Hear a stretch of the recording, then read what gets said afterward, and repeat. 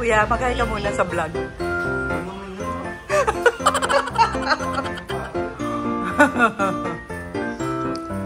Huwag matamis.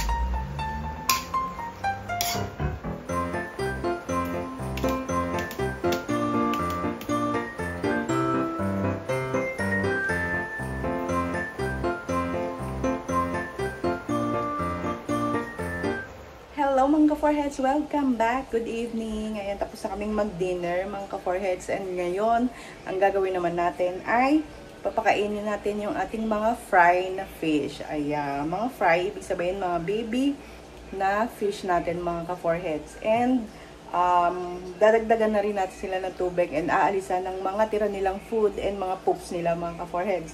So papakita ko sa inyo kung paano. Ayan. Mga ka-foreheads, ito sila, o, diba? Ang dami nila. So, mas marami pa yan noon, pero wala na, hindi na nakasurvive. Mga 50 plus yata sila noon. Ngayon, nasa half na lang sila. Ayan. Matira-matibay sila, mga ka-foreheads. Ito sila. Ano to? Yung anong isda ito is super black. Ayan, makikita nyo, diba? Itim na sila. Ayan, papakainin natin. Ayan, sinom natin, mga ka-foreheads. So, ganyan na itsura nila. Para silang mga lisa. Ayan mga ka-forehead. So ayan, makikita nyo, oh. Marami silang parang dumi-dumi sa tubig. Ayan. Tatanggalin natin yan, siphon natin, and then dadagdagan natin ng water mga ka-foreheads. Okay? Tapos papakainin natin na BBS or baby brine shrimp. So ayan mga ka-foreheads, kung makikita nyo, ito yung pang hatch natin ng baby brine shrimp. Nabibili sila mga ka-foreheads. Ganito yung itsura nyo kasi. Ayan. Ayan, o. Diba? Baby brine shrimp yan. Tapos, para siyang, ayan, ganyan yung color niya. Hindi ko pa-describe, pasensya na kayo. Basta ganyan siya. Tapos, iha-hatch mo siya rito ng 12 to, basta mas maganda kung mas matagal, ayan. Pero, kagabi, hinatch ko siya. So, ngayon, nasa 24 hours na ba?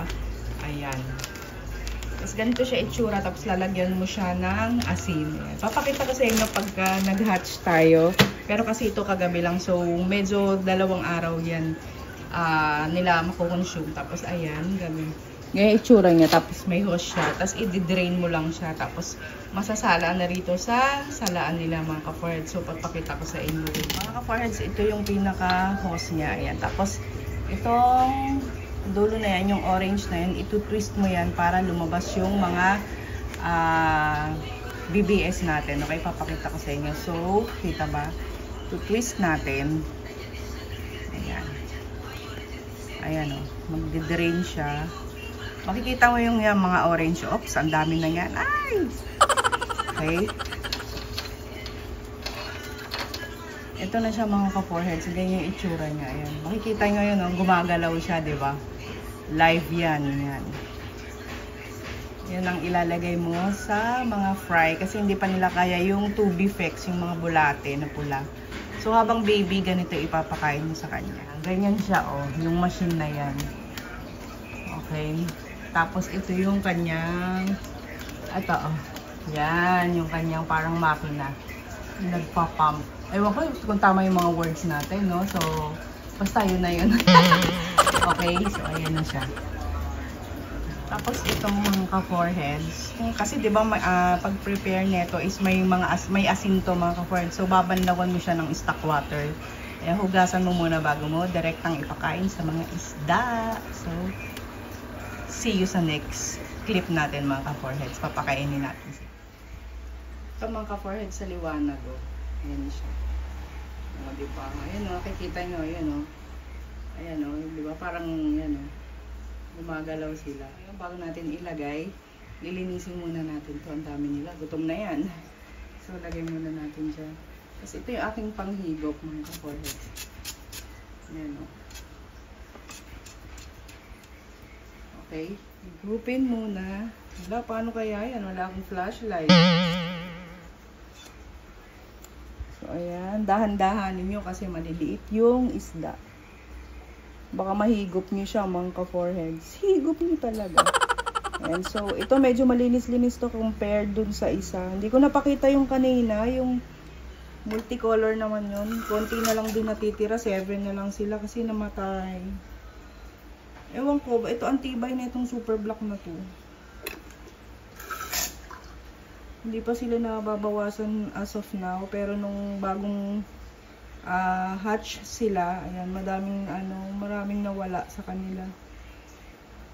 So, ayan, inuunti-unti natin. Dinadahan-dahan kasi baka mahigop sila. Ayan, oh, makikita nyo, unti na lang. Ay! Makikita nyo, unti na lang yung tubig. Tinatanggal natin yung mga, ay, nahigop na isa. Ayan, kailangan dahan-dahan. Wala akong flashlight eh, gamit ko tong cellphone natin. So, dinadahan-dahan ko lang. Ayan, oh, higop-higop lang dyan. Ay, tapos dagdagan natin konting tubig. Okay na siguro.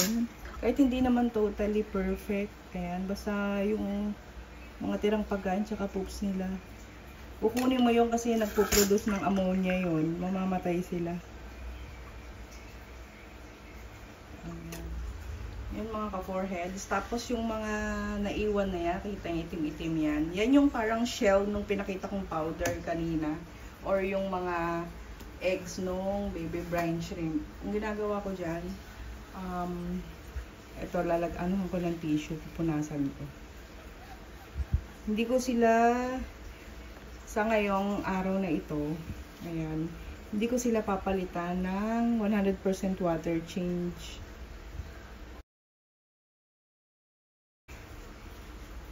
Para may lumang tubig sila. Sabi ganun daw dapat.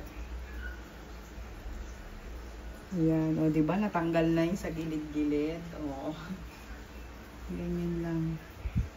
Talagang matrabaho yung pag-aalaga ng isda.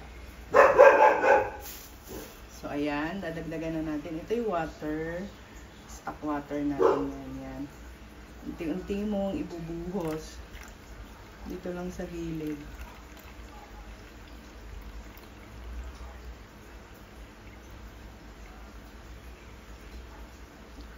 Ewan ko kung tama itong ginagawa ko. Baka may mambash dyan. Sabay gano'n. Sa ganyan lang, dahan-dahan lang, o, diba? Na puno-puno na. Luminaw yung kanilang tubig. Ayun sila, o. Nag-ipo na. And then, ito, ilalagay na natin. Ganito lang yung paglalagay niyan. Hindi ko to lalahatin kasi masyadong marami to. O, diba? Kakain na yung mga yan.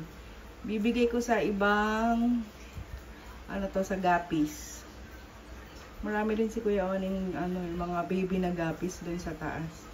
Pakain ko yung iba nito, masyadong marami. Ayan. So, ayan. Wait, ipapakita ko ng malapitan para makita nyo yung brine shrimp. Nakikita pa? Parang hindi naman. Ayan o, makita nyo kumakain na sila. Ayun o, diba? Kita nyo gumagalaw-galaw. Yun yung mga yun o. Hindi yung black kasi shell yan yung nasa ilalim. Wala kasi tayong flashlight, hindi nyo makita. Pero yan kumakain na sila. Diba? Gutom na gutom. Ayun, kumakain na yan. Oo nga pala mga ka-foreheads, nakalimutan kong ipakita sa inyo. Ayan.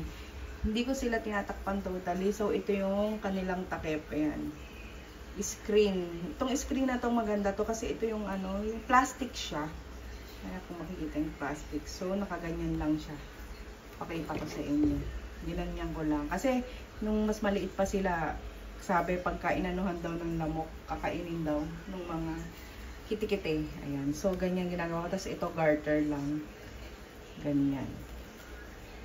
Hanggang ngayon, kahit malalaki na sila, nilalagyan ko nito para hindi mapasukan ng dumi na malalaki. Ayan.